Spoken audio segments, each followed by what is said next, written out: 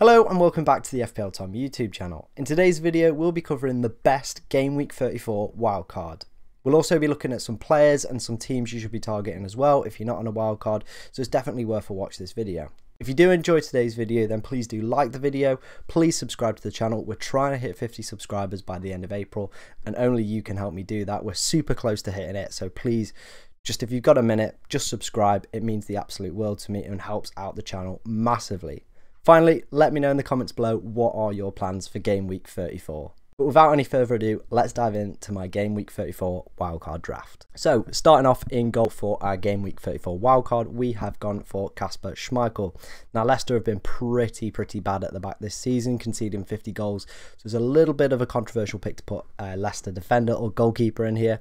However, I do believe that Kasper Schmeichel is the most nailed Leicester player. I feel he's going to play every single Premier League minute for them, and I can't guarantee that with other players. Look at the rotation that happened today. Barnes and Maddison were dropped as well, so you kind of just got to look at this. But Kasper Schmeichel, he is going to play every single game. Leicester aren't the best at the back, but we really want to take advantage of their back-to-back doubles. Game Week 36, Everton at home and Norwich at home. Wow, what a double that is. Game Week 37, Watford away and Chelsea away. Not as good, but we're there for the Watford fixture. And that's why I've gone with Kasper Schmeichel starting off our team in goal. Yes, Leicester haven't been the best, but I really want to take advantage of these great fixtures that Leicester have, especially the back-to-back doubles. Wow, it could be an absolute must-have if Leicester keep a clean sheet in that first double. Like, it'll be absolutely incredible the amount of points you'll get for that. But it's a big risk over potentially maybe someone like Ramsdale. But if you are on this wild card and you're looking to take a risk, Kasper Schmeichel could be the man for you. Moving in to the back line, we start off with Rudiger. Now, you could go Reece James, but for me personally, I prefer going for Rudiger. I know Reece James is a fantastic and wonderful footballer. However, I do worry about injuries with him. I know he's got this massive huge upside when he does play. You know, he's one of Chelsea's best players. He's a fantastic player, but we've gone with Rudiger, the highest scoring Chelsea defender this season, 3 goals, 3 assists. And Rudiger also has a very good attacking output. 39 shots as well from a centre-back is absolutely ludicrous. He lined one up earlier this season as well and absolutely slotted it in the top corner. So he's definitely a player who isn't shy away from scoring. We've got to look at Chelsea's strong fixtures as well. Game Week 36, Wolves at home and Leicester away. And then Game Week 37, Manchester United and Leicester. However, that Manchester United fixture may move if they beat Palace in the FA Cup. That game is currently happening as I speak. The second half's just kicked off and it's 0-0. So we'll kind of have to see where that goes. But if that does, that moves into Game Week 34, which means they'd have West Ham and United in Game Week 34. Great. What a double that is. So that's why we have gone for Anthony Rudiger as our first defender. Next to Rudiger, we have gone for Trent Alexander-Arnold, the highest scoring defender in FPL this season. 2 goals, 12 assists for Trent. He's also accumulated the most bonus points in FPL history for a defender in a single season. So it's a real no-brainer. His effective ownership most weeks is going to be absolutely stonking as well. It's going to be really high. Liverpool, really good fixtures till the end of the season. Everton in Game Week 34 and in 36, it's a double of Tottenham and Villa, but really strong fixtures till the end of the season. Liverpool competing in every single competition still, as they have done throughout the year. But yeah, Liverpool are going to be playing their strongest lineup. They want to win the league, and Trent is a massive part of that, and he can have a massive influence on set pieces as well. It's a real no-brainer with his effective ownership. If you are looking to double up maybe on the Liverpool defence as well, Van Dijk has been an absolute great option all year that has massively gone under the radar. You've got Matip as well as maybe a little bit of a cheeky differential. Robbo as well, if you want to double up on the fullbacks, is a great option. But yeah, Trent, our next pick. Let's move on. Next, Trent Alexander-Arnold, we have gone for João Cancelo, the second highest scoring defender in FPL this season. 1 goal, 9 assists, and that 1 goal is actually quite shocking considering he's had 62 shots this season, the most of any defender in FPL.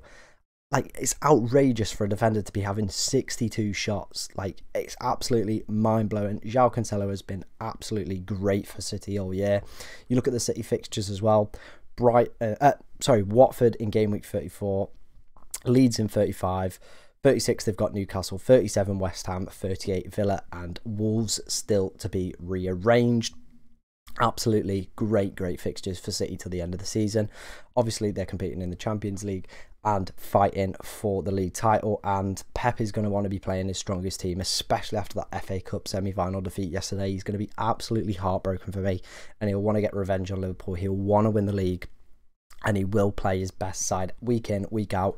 And one of them players is João Cancelo, who has been absolutely tremendous throughout this whole campaign, and will continue that to the end of the season. That is why he is in my defence. Next to João Cancelo, we have gone for a little bit of a differential here. We have gone for Matty Cash, mainly down to Villa's excellent fixtures towards the end of the season. Game week 36, they have got Burnley and Liverpool. A little bit of a mixed double, that one. Game week 37, though, they have got Crystal Palace and Burnley. Great double that. Game week 35, they also take on Norwich. Matty Cash has had 3 goals and 3 assists this season. When he did hit form a few game weeks ago, we saw how good he actually can be, and how Villa kind of utilised their fullbacks, obviously with Luca Digne, the biggest FPL troll in history, and Matty Cash. They've both been, you know, kind of finding the feet under Gerrard's system. I think the whole team has, to be honest. I think it's definitely one to look at for next season with Villa assets, but Matty Cash for me is probably the only really one you consider. Maybe you'd go Coutinho, but he's kind of dropped off in terms of his output over the past few game weeks, as have Villa, to be honest. They've not been very good in the past few game weeks. Since game week 29, Matty Cash has only scored 4 points, so there's a little bit of question marks about, you know, maybe the consistency levels. But for me, with the good long-term fixtures, the back-to-back doubles, that is why I've included Matty Cash, and he finishes off our defence. So let's move on to the midfield. Starting off in our midfield, we have gone for James Maddison, Leicester's main man at the moment. And yeah, unfortunately was dropped against Newcastle, but I kind of wasn't shocked by that decision, to be honest. Obviously playing in the Europa Conference League against PSV, where he was absolutely excellent in that game as well. He has been Leicester's key man since probably coming back into fitness, to be honest. In his last 5 games, 2 goals, 2 assists. He's in form. We know how great a player James Maddison can be when he's on it, and he seems to be on it at the moment. The only concern I have over someone like Maddison, and maybe why you would consider looking at other options. I know that other FPL content creators are maybe looking away from Leicester options, and I completely understand it. But yeah, the reason that you'd be doing that is just down to the Europa Conference League. That is where Leicester are going to be focusing, you know. If they get that, they get back into the Europa League, they get the money, you know, because it has been a disappointing season for this year. There's a lot of pressure under Brendan Rodgers potentially as well if, you know, they don't qualify for European football for next year. There was rumblings that I've spoken about previously on this channel with him falling out with the director of football. I don't know how true that is. It's just something I've heard and read quite a few times now. So if he wins that, I think the pressure definitely comes off his shoulders. So he's going to be wanting to play his strongest side in that. And we saw that today with the heavy rotated side that took on Newcastle. But speaking of the good fixtures that Leicester have, it's the game week 36 and 37 doubles we're focusing on. Obviously, the Everton and Norwich 36 double, wow, what a double. And then 37 Watford and Chelsea. But yeah, James Maddison, when he's on it and when he's playing the right team, could absolutely explode and definitely be a captaincy option. But you've got to take a big risk on this one with the amount of fixtures that Leicester have got coming up. The Europa Conference League is their main priority, so with this one there's a caution. It's a definite gamble, but it could be one of them gambles that massively pays off and massively returns. But it's one for you to decide. I've included him in my game week 34 wildcard at the moment. However, I do believe that there is potential for other players to kind of replace him. Sitting in the centre of our midfield, we have gone for Kai Havertz. Kai, in his last 5 games, has been absolutely sensational. 5 goals, 1 assist, playing in kind of this weird false 9, kind of free-flowing kind of role that he's kind of took up. And Chelsea now out of the Champions League, might have a double in game week 34, just depending on that FA Cup game that is still going on while I'm recording. So if that has happened, then it'll be West Ham and Manchester United in that double in the fixture slot. Sorry, so you could be getting a double here for Kai and Rudiger. But, if money is an option, there are definitely other options. You could go Mason Mount. But the reason I've gone for Kai Havertz is over the past 5 games, Havertz has a higher XG than Mount, more shots as well than Mount. Mount only edges him on expected assists, and that's only by about 0.5%. So for me, I don't see it being worth that. And I think with Mount as well, I think the reason his point scoring has looked so good this season is because he's had those 2 games where he's absolutely exploded and hit big points. And that is something that, you could be massively rewarded with come the end of the season. But for me, I really like Kai Havertz. I think he's been fantastic for Chelsea this season, and he is my Chelsea pick. If you've got the budget, go for Kai Havertz. Next man in midfield is Mohamed Salah. Big question marks over this one, mainly down to the fact of his price. Could it be utilised better? Could you get someone maybe like João Cancelo? Could you drop him down to a Jota or a Mane even? A lot of question marks over that, but a little bit of comparison between him and Mane and Jota. Over the past 5 games, Salah has had more shots, higher XG, and higher expected assists, than both Mane and Jota, but only has 1 goal. So something doesn't quite seem to be adding up at the moment. Maybe Salah should be getting more points, has higher expected points as well over the past 5 game weeks among Liverpool players than all Liverpool players. Liverpool need this man if they want to win the title as well. He's got to click, he's got to get back into the form, got to get back into the groove, and it's suggesting with the underlying data that he is outperforming his teammates. Maybe it's just that little bit of luck, that little bit of confidence, that goal, that assist that will just start to tick the engines over and get Mohamed Salah back to where he was. He's in a little bit of a golden boot race as well now, with Heung-min Son and Ronaldo absolutely coming out of nowhere for this golden boot kind of challenge. So he'll want to win that as a personal accolade, and he'll also want to finish the season strong, help Liverpool win the title. Obviously, Liverpool have a double in game week 36 as well, with Tottenham and Aston Villa, so potentially a captaincy option there for you, or even a triple captaincy option maybe potentially if you've still got that kicking around. But yeah, Mohamed Salah, I like him personally. I think it's a big risk if you want to go without him, and it could massively pay off. We spoke about this last week. There's a big reward on taking that risk, but for me, I don't necessarily think it's worth it. I think Salah is going to click into gear, just down to the fact that his underlying data is very good, and he's outperforming his teammates. Surely something has to go right at some point. But with that in mind, let's move on to the front line and the bench.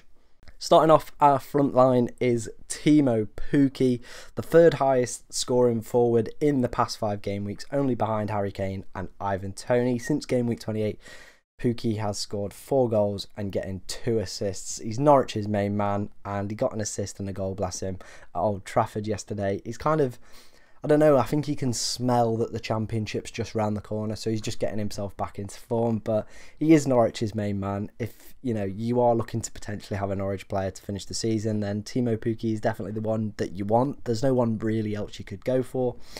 Forwards as well, really been a poor area this season, and Teemu Pukki, he's hitting the form, he's on penalties as well. Norwich's fixtures are really nice to the end of the season. Obviously, game week 34 Newcastle, game week 35 Villa, game week 36 they double and play West Ham and Leicester, and then 37 is Tottenham, Wolves and Tottenham, to finish the season. But for me, if Norwich are going to have a late survival push, Teemu Pukki is going to be the man behind that. He's the one that you want. At 5.8 million as well, I don't think you can really go wrong at that price. You can just put him on the bench if you're not happy with his performances, or you want to maybe downgrade Mateta in this side and just have Pukki and a 4.5 million put forward. Then yeah, if you're looking to bench boost as well in game week 36, great option to have on the bench. So yeah, I really like Teemu Pukki. I think he's a really good option, really good forward option. I've got him in my team. I've loved owning him. And if he scores a hat-trick, I can't wait to see my reaction on Twitter, because I'll be absolutely buzzing. Love Teemu Pukki, but let's move on to the next player. Next, Timo Pukki is the only really performing forward in the game all year, and it is Harry Kane. Last 5 game weeks, Harry Kane has got 2 goals and 7 assists. Obviously, they had a shock defeat against Brighton, and Spurs kind of didn't look at the races. I imagine that won't continue. Obviously, you have a double in 36, but it's a very pongy double. You've got Liverpool and Arsenal. That Arsenal game is absolutely huge, though, for the top 4 race. But after that, they have Burnley at home and Norwich away to finish the season, where I could see Harry Kane absolutely flourishing in this run. I have Harry Kane in my own team as well, and I think he's the only Spurs asset that you maybe want. You could maybe look at Son, but for me, with the lack of forward options, I think Kane is just kind of a real no-brainer to have. But it's up to you. I personally really like Harry Kane and think he'll do well to the end of the season. You know, potentially could be a captaincy option in game week 34 as well with Brentford away, but who knows? Let me know in the comments down below, what are your plans with your Spurs assets? Are you keeping them? Are you selling them? Are you getting Kane? Are you getting Son? Are you getting Kulusevski? Just let me know down in the comments below. To finish our forward line, we have gone for Mateta. Now, he is my cheap enabler with great long-term fixtures. Palace have no double in 36, but they have a double in 37 with Aston Villa and Everton. Only 4 goals this season. However, he does seem to be the most nailed forward in Patrick Vieira's side. And there is no real forwards around that price point that are playing week in, week out. Jay Rodriguez started today's game. However, I don't know if that's going to be a long-term thing. Is he going to play every single game? I really don't know. But for me, if you're looking for an enabler who's playing games, if you've still got your bench boost maybe, Mateta could be the guy. I don't really have too much else to say on Mateta at the moment. Good long-term fixtures, nice cheap price, and seems to be the most nailed Palace forward. I put that in quotation marks, but I then remembered I don't have a camera on, so you couldn't see that. But yeah, Mateta finishes our squad, so let's move on to the bench. First player on the bench is Ben Foster. The only reason I've put Ben Foster in here, dirt cheap goalkeeper, and doubles in 36 with Palace and Everton. So if you're on a bench boost, that's a really nice double to have for your goalkeeper on the bench boost. So that was the only thought process behind that one. Saves money. If you've still got the bench boost left for 36 like I have, then that could be a great option. Next to him is Mr. Controversial at the moment and my captain for this game week. There's absolutely heartbroken me, and that is Maxwell Cornet. Obviously had a great game against Everton, 1 goal, 1 assist. After that, he had a huge miss against Norwich, and then today against West Ham, missed a penalty, and potentially should have had an assist if Jay Rodriguez was just a few inches lower with his header. But oh my god, yeah, Cornet I think is the best Burnley asset to own. Obviously with their double in 37, good long-term fixtures as well. I put him on the bench for this one just because I can't probably see him scoring. But if Burnley are going to have any chance of surviving, it's going to be down to this man. I think he's been super, super unlucky over the past few game weeks. Like, really, really unlucky. That penalty miss today, you know, the big miss against Norwich as well. It's just all just a little bit unlucky. And, like, you know, if you keep doing that week in, week out, it's not always going to happen. I hope for my own sanity.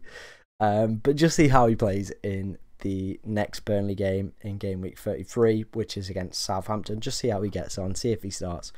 Then, you know, he's a really good player to have with a double coming up, and probably Burnley's most creative and most kind of best scoring asset you could hope for.